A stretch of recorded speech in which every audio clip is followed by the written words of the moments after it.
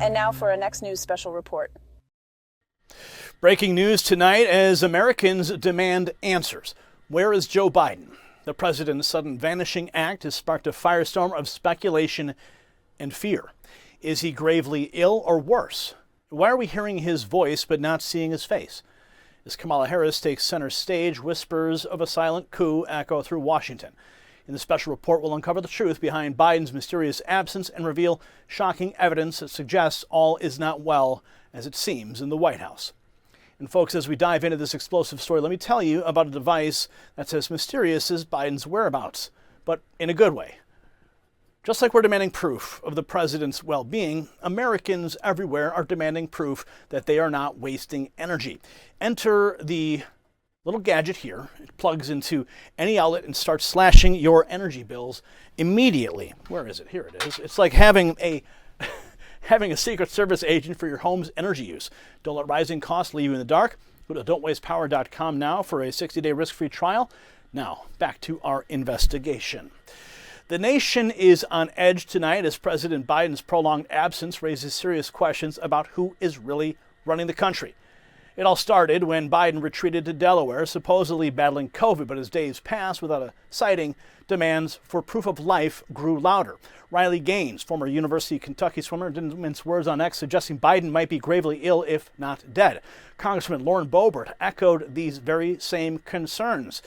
Adding fuel to the fire, Israeli Prime Minister Benjamin Netanyahu arrived in the U.S. to a startling snub. Watch. Now, as you can see there, neither Biden, Harris, or Blinken are there to meet him. Neither Biden, Harris, nor Blinken were there to meet him. Is this the sign of a leadership vacuum? The White House, desperate to quell rumors, arranged a bizarre phone call to a campaign event. But instead of providing clarity, it only deepened the mystery. Now listen to this clip and judge for yourself. Watch. Let's listen. Get so much more we're going to get done. And so I want to say hello to Kamala if she can hear me. I know she's going to be speaking shortly. And I want to say to the team, embrace her. She's the best. I want to call today to thank everybody in this effort. I know yesterday's news was surprising and it's hard for you to hear, but it was the right thing to do. I know it's hard because you poured your heart and soul into me to help us win this thing, help me get this nomination, help me win the nomination, and then go on to win the presidency. But, you know, you're an amazing team, but we've got a great, I think we made the right decision. I know how hard you've worked, how many sacrifices you made. And so many of you uprooted your lives for me, and the kind of commitment few people make for anything these days, but you made it. Now, does that sound like the real Joe Biden to you? Many aren't convinced. Some are even claiming it's an AI-generated voice, pointing to the uncharacteristically rapid and coherent speech. Now, I want to also bring up something that literally has just broken as we are going to press with this report. This comes to us now from Laura Loomer. She has just posted this at 11:03 p.m. And she says, if Biden doesn't return by Wednesday, the press won't be allowed to get too close to him. Biden's staff has been keeping him isolated because he suffered a transient ischemic attack, a TIA, on top of his existing deteriorating condition of dementia and previous medical emergency on July 5th. When someone has a TIA, they have to be monitored for at least 72 hours because many people who have these have full-blown strokes 72 hours later. Saying Biden has COVID, an excuse for an obvious lie by his staff, has bought his staff time to cover up the TIA and monitor Biden. At this point in time, his staff are protecting themselves more than Biden. You will notice more restrictions in Biden's facial movements this week, and you will also notice more restricting speech. Biden will likely have a lisp when he speaks now as a result of the TIA. That's why his voice was slurred today on the call with Kamala that many people say was pre-recorded. She then goes on to claim that Joe Biden is dying and his staff are rapidly trying to delegate and transition power. And then she goes on to make the startling claim that Biden will likely die before January of 2025. That is how sick that he is. And this was actually what I just read to you was a follow-up to a tweet she had just made just several hours earlier. She said Joe Biden is dying and final preparations are being made for him. He was supposed to be leaving for Delaware today, but his health has deteriorated. Due to his accelerated decline, Joe Biden has canceled 9 trips that were scheduled for the next 2 weeks. Biden is expected to leave his beach home in Delaware on Tuesday afternoon and arrive back at the White House at 2:30, although that could be changed to Wednesday, July 24th. It all depends on how much he continues to decline. She goes on to state in this tweet that Biden's been dying, and he's dying rather quickly. This is why Kamala flew to Delaware today and why Biden's White House Chief of Staff, Jeffrey Zients, called for an emergency meeting and a call with White House staff today. A medical emergency Joe Biden had on July 5th on Air Force One that she had exclusively reported, she states, almost killed him. His time left is limited. Biden staffers and his family are now holding on for dear life right now. And then she states, Kamala Harris will be made president very soon. Bookmark this tweet.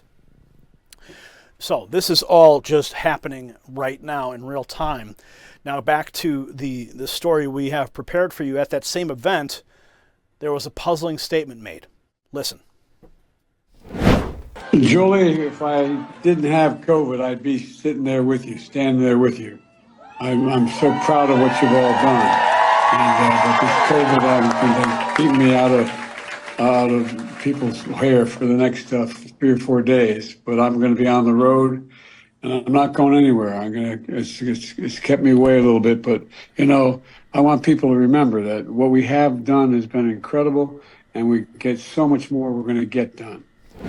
Biden claims he's not going anywhere, but his actions speak louder than words. So where exactly is he? Then it came perhaps the most cringe-worthy moment of the night.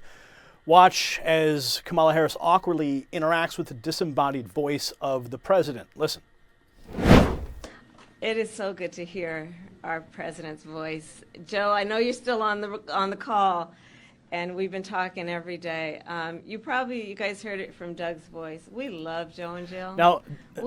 Now, I want to make a point. Brian, I want you to play this clip again. She almost says the word recording, and that's what everybody is holding on to. She says, well, let's play it again, Brian. Listen to her. She almost goes into the word recording. Our president's voice. Joe, I know you're still on the call. Right there. And I know you're on the call. Go back, Brian. Let's start. On the call. And our president's voice. Joe, I know you're still on the call. Okay. All right, we can play the whole thing now. I just want to make that point. And we've been talking every day. You guys heard it from Doug's voice. We love Joe and Jill. We really do. They truly are like family to us. And everybody here does. It's mutual. I knew you were still there. You're not going anywhere, Joe. I'm watching you, kid. I'm watching you, kid. I love you. I love you, Joe. But it's the next clip that truly reveals the dysfunction and disdain that Kamala has for Joe Biden. Now, look at her face. Watch. I want you to pay very close attention to Kamala Harris's expression in this next clip. So, Joe, I'm going to recognize some of the electeds who are here, and then I'm going to get back to you. Hold on a second. Play that one more time, Brian. So, Joe, I'm going to recognize some of the electeds who are here, and then I'm going to get back to you. Hold on a second. She's just, it's like she puts the president of the United States on hold. And the disdain is palpable, but the questions didn't stop there. Take a look at this letter supposedly penned by Biden himself. Okay, you see that? Notice anything odd? It's not on official letterhead, and the signature, well, of course, you can see here. Let's compare. The difference is clear. Is this more evidence of a cover-up? Even the mainstream media is starting to ask questions. Here's what Greg Gutfeld had to say on Fox today. Watch. Well, Dana, that was allegedly Joe Biden. Yes. It could have just been a recording made a month ago. AI is really improving. It's incredible. They just went to the phone and said, give me Joe with the coronavirus. Yeah. And that's what they did. No, I'm kidding, of course. That definitely did sound like the president. I'm sure he just, all that stuff off the top of his head, he seems so strong. He definitely was not just reading that, right? No. And we see, I believe that this is Kamala Harris's husband, Doug Emhoff, is about to show up here and give some speeches. He would be the first gentleman, so of course we have to be thinking about that. I think that Biden, that's the first you've heard of him since last week, I believe. So so now I guess that's proof of life, right? I'm joking about that a little bit, but it is bizarre that you haven't seen him. The American people deserve answers. Where is Joe Biden? Who is really in charge? And what does this mean for the future of our republic? If you got value from this report, tap subscribe. My final thought is next. The disdain Kamala Harris showed for Joe Biden's palpable, but we must ask, was it genuine or a carefully orchestrated act? If real, it reveals a deeply fractured administration at a time when our nation needs strong, unified leadership. But if staged, it's a chilling glimpse into the depths of the political theater being played out at the highest levels of our government. Either way, this bizarre episode leaves us with troubling questions. In this high-stakes game of smoke and mirrors, who is really pulling the strings? And more importantly, what does this mean for the future of our republic? As we demand proof of life from our president, perhaps we should also be demanding proof of honest leadership from those who claim to serve us. Congratulations, you made it to the end of the video. Now keep up your quest for truth with this next news report. And if you found our channel enlightening, join the millions who agree with you.